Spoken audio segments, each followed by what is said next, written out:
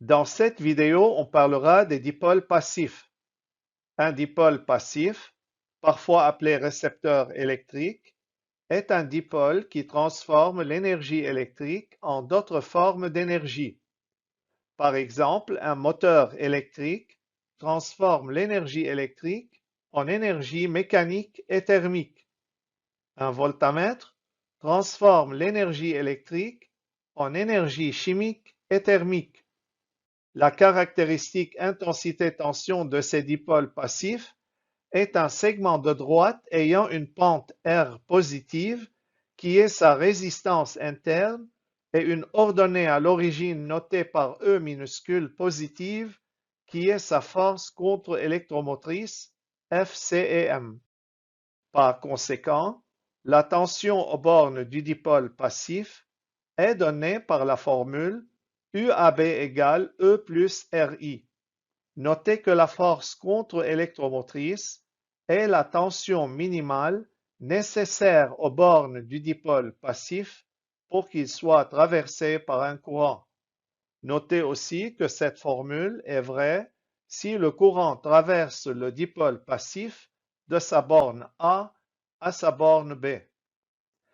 Un moteur électrique calé ne peut pas convertir l'énergie électrique d'entrée en énergie mécanique car il est empêché de tourner. Il peut seulement la convertir en énergie thermique. Par conséquent, il agit comme un conducteur ohmique de résistance R.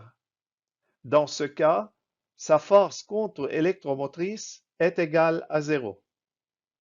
La puissance électrique totale d'entrée consommée ou bien reçue par un dipôle passif, PE égale UAB multiplié par I.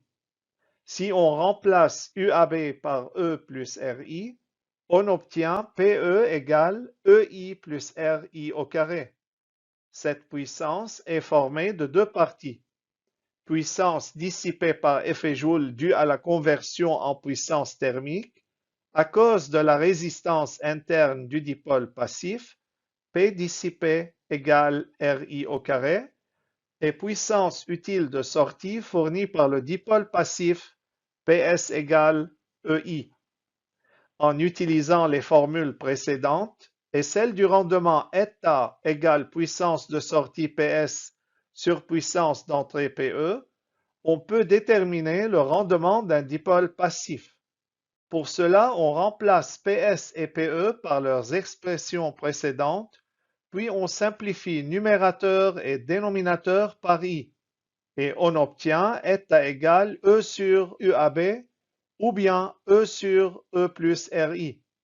Notez que le rendement d'un conducteur ohmique est égal 0% puisque toute la puissance électrique d'entrée est transformée en puissance thermique dissipée.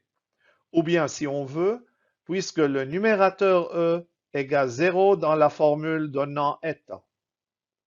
Voilà, c'est tout pour cette vidéo. À bientôt.